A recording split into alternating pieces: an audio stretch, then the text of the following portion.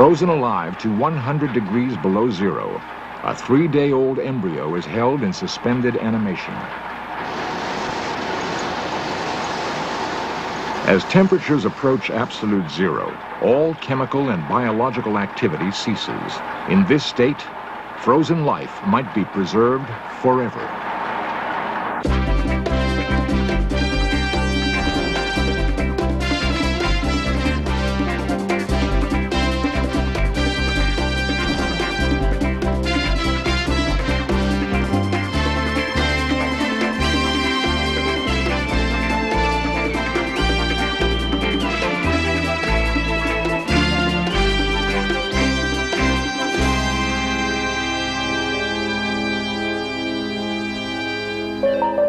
In a facility near San Francisco, 2 human bodies plus a head and a brain have been placed in cold storage. The deceased are awaiting a time when medical science can repair their fatal damage and bring them back to life.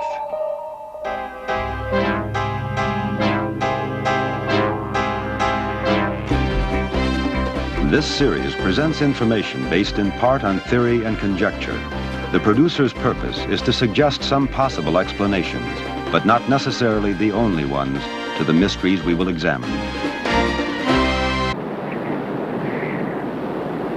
Since the dawn of man, cold has been our cruelest enemy.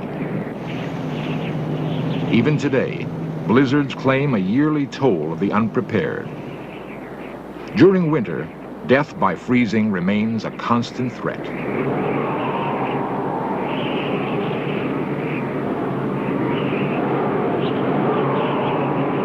Below the freezing point of water, 0 degrees Celsius, human flesh can freeze solid.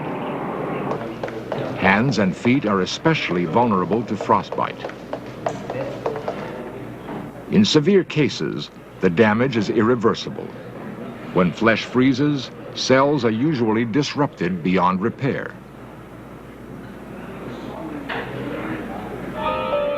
Research has led to advances in design of protective clothing. Along the Alaskan pipeline, properly dressed workers are safe down to minus 60 degrees Celsius. Below such temperatures, however, cold becomes increasingly lethal. For most of us, once temperatures drop into the sub-zero range, we've reached the limit of our knowledge about cold. We all know that food keeps better in a refrigerator, that it lasts even longer in a freezer.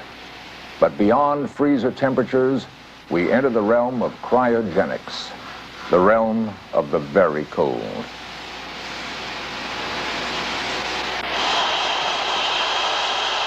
At 196 degrees below zero, nitrogen, the main ingredient of air, becomes liquid. 73 degrees further down, helium, the gas most resistant to cold, also becomes liquid. As temperatures drop still further, we approach the ultimate limit of minus 273 degrees, or absolute zero. To understand how freezing damage occurs, MIT scientists freeze cells under controlled thermal conditions. Using a special cryomicroscope, they have made films and videotapes of blood cells, embryos, and human tissue cells. Red blood cells are relatively easy to freeze safely. With the aid of protective chemicals and moderate cooling speeds, most cells survive. If they're chilled at the correct rate, even human tissue cells sometimes survive freezing.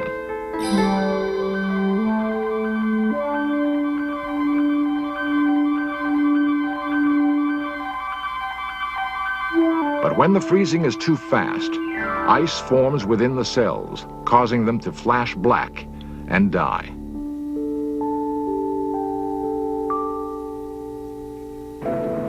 In nature, not all living things die when they are frozen. Some trees and plants have adapted to the bitter Arctic winter. Certain insects, like the tardigrade, survive below minus 50 degrees. The tardigrade and other Arctic insects freeze in winter and thaw without ill effect in summer. Is it conceivable that larger animals, perhaps even people, could survive freezing? To answer this provocative question, we must first examine the state of the art of freezing the separate elements of life. At the Carnation Genetics Company in California, workers get a sample of sperm from a prize bull.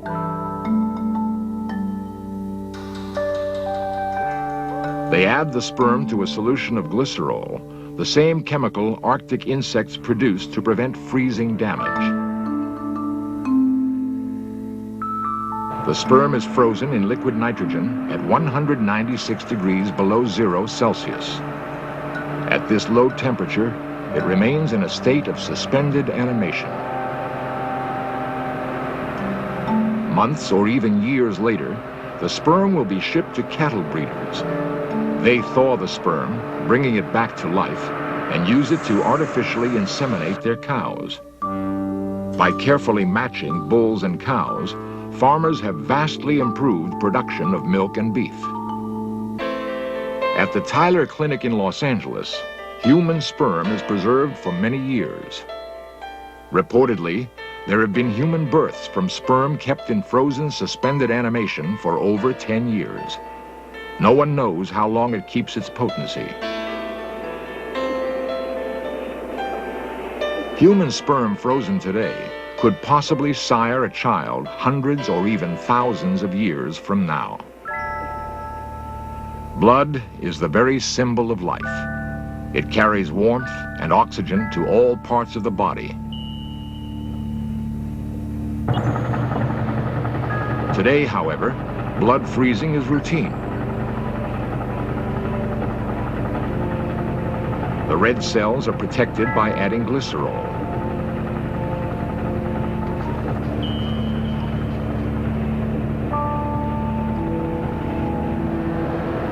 Since frozen blood cells stay alive for many years, their use has greatly increased the available supply of this precious substance. The frozen blood can be thawed and the glycerol washed out in less than an hour.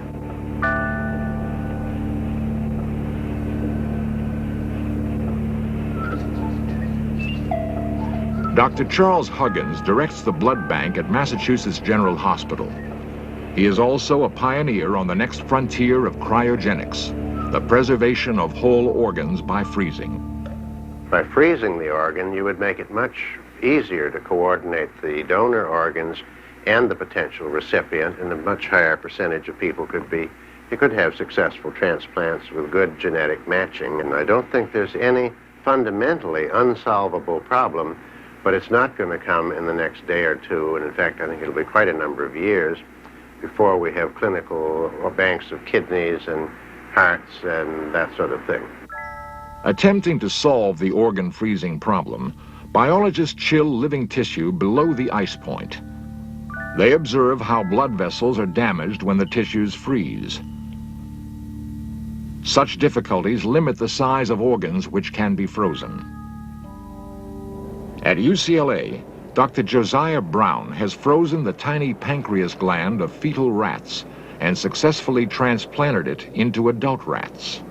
We're trying to work out in the rat pancreas the technique for freezing the pancreas so that it can be frozen permanently and implanted into a diabetic animal in order to reverse the diabetes.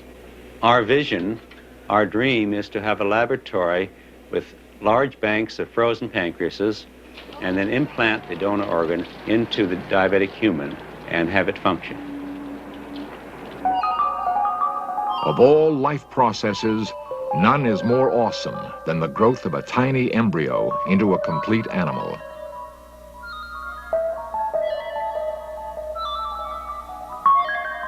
If human embryos could be frozen successfully, we could send our children on journeys into the distant future.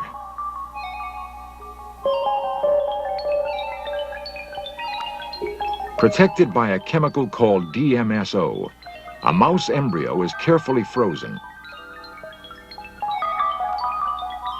Icy fingers hold it hostage down to 100 degrees below zero, suspending all growth or change. After thawing, the embryo swells back to normal size, ready to continue its development. At the Oak Ridge National Laboratory, scientists have frozen mouse embryos in liquid nitrogen. They take embryos from the uterus of a pregnant mouse. The embryos are gently put in DMSO. Then, the scientists freeze the living embryos and store them in liquid nitrogen. Days later, the embryos will be thawed and reimplanted in the wombs of other mice. Remarkably, they develop into normal, healthy mice. Soon after the mouse experiments, cattle breeders also began freezing embryos. They flush week-old embryos out of cows known to have superior calves. By super-ovulating with fertility drugs, they can get as many as 15 embryos per cow. The embryos are cooled slowly in DMSO, then plunged into liquid nitrogen and held in cold storage.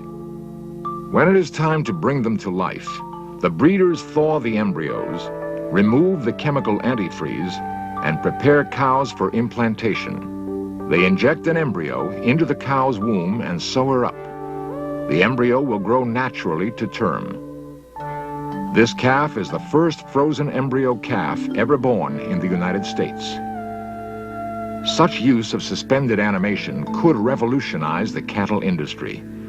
By selecting genetically superior parent cows and bulls, a farmer could quickly build up a champion herd.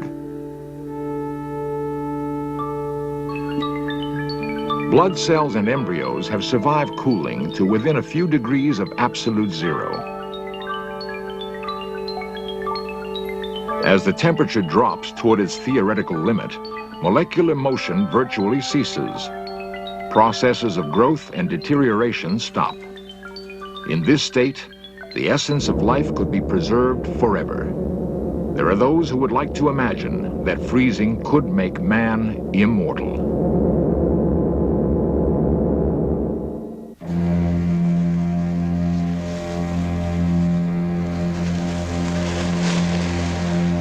The balance of temperature within a human body is incredibly delicate. A drop of only 5 degrees in body temperature brings on the potentially lethal state called hypothermia.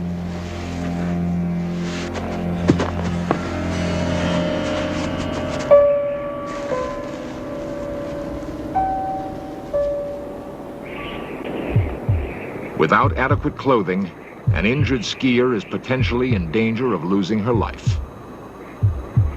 In direct contact with snow, her body will cool rapidly toward the point where no amount of exercise or clothing could restore adequate warmth. Unless she is rescued, death would then be inevitable.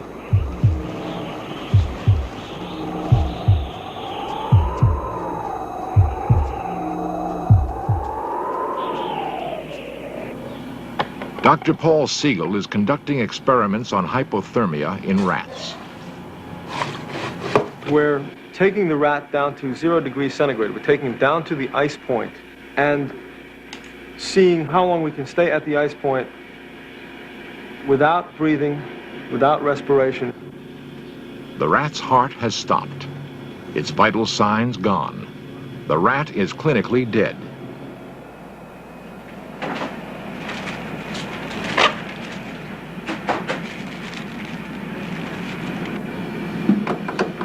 Dr. Siegel's assistant uses a desk lamp to warm the rat. She gives it artificial respiration. Usually, between 15 and 18 degrees, we reestablish heartbeat, sometimes before. So in the next couple of minutes, since the temperature is rising rapidly, we should begin to see a heartbeat. That's it. We got a beat. That is a heartbeat. There's another one, yeah. Keep going, Judy. Beautiful, beautiful. All right, heartbeat established at 13.5 degrees centigrade. During long, cold winter months, when food is scarce, some animals are able to hibernate. This suggests another approach to suspended animation. During hibernation, the ground squirrel drastically reduces its metabolic rate. To the touch, it is icy cold. Although heartbeat and breathing do not stop, they are greatly slowed. As the squirrel warms to room temperature, it gradually regains consciousness. We are only beginning to understand how some animals hibernate. As yet, we know of no fundamental barrier to human hibernation. A freeze-dried animal retains its external form years after its contemporaries have decomposed. Mammoths frozen for 10,000 years have been found in Siberia, their meat so fresh that it can be eaten. Some people have concluded that freezing and reviving whole animals might be possible.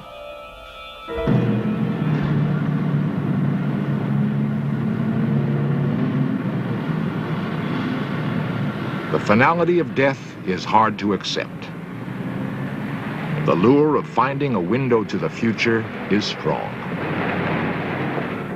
In California, Art Quaife operates a cryonic suspension facility. Just placing patients into low-temperature suspension after they've been pronounced legally dead in the hope that at some future date medical science may be able to cure whatever they died of, repair any damage caused by the freezing procedure, and restore them to life.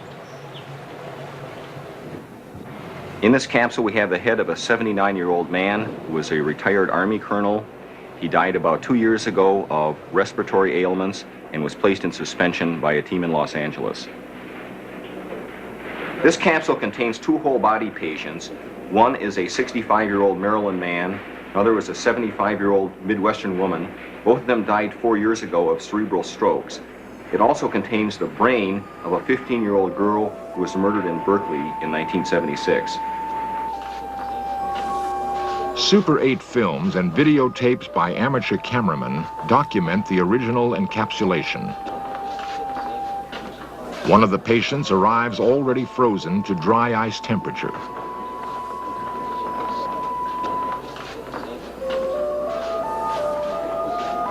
His body is placed in a plastic bag. It is wrapped in alternating layers of foil and fiberglass. The insulation will reduce the risk of thawing in case the liquid nitrogen in his capsule temporarily boils away.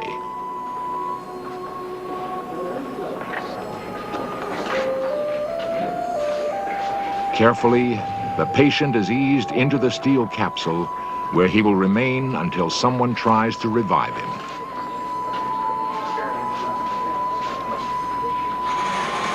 After encapsulation, liquid nitrogen was added.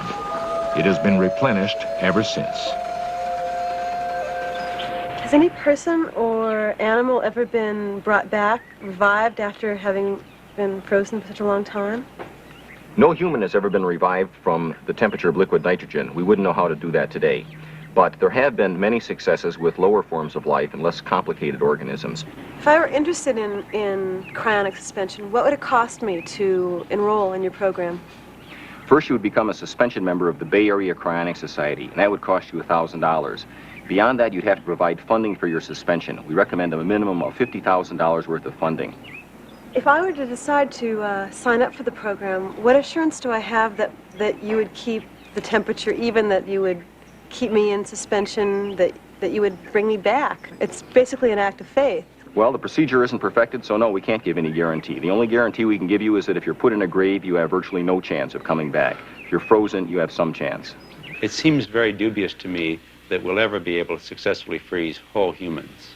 You have all the problems of preserving each of the separate organs of the person, and the thousands of problems with that multiplied by the thousands of different organs that are in the body. I personally don't feel that this will ever come before 700 or 1,000 years from now. There is no exact count, but in the world today, there are about 20 frozen bodies waiting with a bare wisp of hope for the future. Most advocates of cryonic suspension are immortalists. They believe that medical science will eventually find a way to reverse the process of aging and extend our lives indefinitely. The more realistic chance of immortality, however, exists for the frozen embryo. For mice and calves, the technology already exists. The process will surely work for humans as well. It is believed that embryos could be kept frozen in suspended animation for generations. A woman of the future could choose her child from a frozen embryo bank. If whole body suspended animation is ultimately achieved, citizens of tomorrow could practice an intriguing new lifestyle. They would have themselves suspended before they grow old. Intending to sample life in centuries to come, they would launch themselves into the unknown. Millennia later, they would be revived, take part in life for a decade or so in a fantastic new world, and then continue their voyage into the future.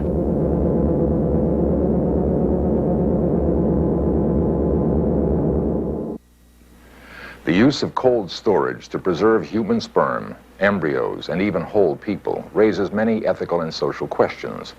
Whose sperm and embryos should be saved? Could everyone afford to be frozen, or only the rich? The research in cryobiology will surely lead to life-saving medical advances. But even if we achieve suspended animation, we may not be able to deal with the unknown consequences of frozen immortality.